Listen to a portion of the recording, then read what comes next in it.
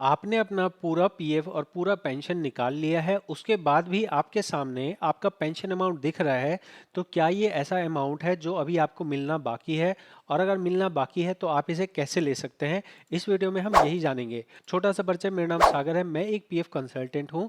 ये जो चैनल है ये पीएफ का नंबर 1 चैनल है। इस चैनल पे आपको सारी वो चीज़ें नज़र आती हैं जो अक्सर आप मुझसे कंसल्ट करते हैं या फिर मेरे कमेंट्स में पूछते हैं।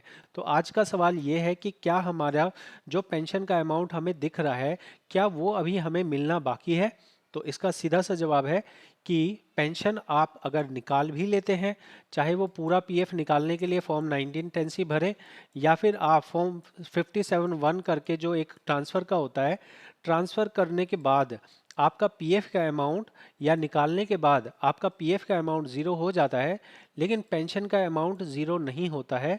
तो आप ये समझ लीजिए जो आपको पेंशन का अमाउंट दिख रहा है वो आप ऑलरेडी निकाल चुके हैं। अब आपको उसमें से कोई भी अमाउंट नहीं मिलेगा, आपको दोबारा अप्लाई नहीं करना है। आप बस इतना देखिए कि क्या आपका पीएफ ट्रांसफ़र हो गया है या पीएफ निकल गया है। अगर पीएफ निकल गया है तो आपको यहाँ नज़र आता है जैसे 69(2) का मतलब होता है, देखो मैं पैराग्राफ आपको बता रहा हूँ। 69(2) का मतलब होता है पीएफ निकल गया। पेंशन निकल जाने के लिए यहाँ कोई पैरा नंबर नहीं होता है। तो अगर क्लेम लिखा हुआ है, अगर लिखा है क्लेम, अगर सिर्फ लिखा है क्लेम तो इसका मतलब है कि ये पेंशन निकलने की एंट्री है। अभी पेंशन निकलने में अमाउंट नहीं लिखा है। जैसे पीएफ निकलने में अमाउंट लिखा है लेकिन पेंशन निकलने में अमाउंट नहीं लिखा है। लेकिन आपको ये अमाउंट कितना दिया गया है वो आप सेटल क्लेम में देख सकते हैं। इसकी जगह अगर पूरा पैसा मान लेते हैं कि हम पूरा पैसा निकालने की बात नहीं कर रहे हैं, हम बात कर रहे हैं कि हमने अपना ट्रांसफ़र किया है। तो अगर ट्रांसफ़र करने की बात आती है तो यहाँ पे 57(1) या फिर 2 1 लिखा होगा या फिर 2 लिखा होगा, इन दोनों में से एक चीज़ लिखी होगी। पीएफ का अमाउंट सारा का सारा आपका ज़ीरो हो चुका होगा और पेंशन का अमाउंट एज इट इज़ नज़र आ रहा है।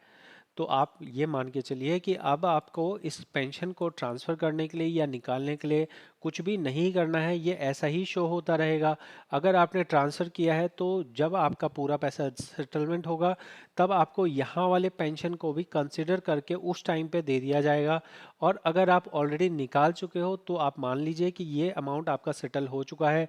कैसे नज़र आएगा? इसके लिए हमें क्लेम्स में जाना होगा, सेटल क्लेम्स में जाना होगा।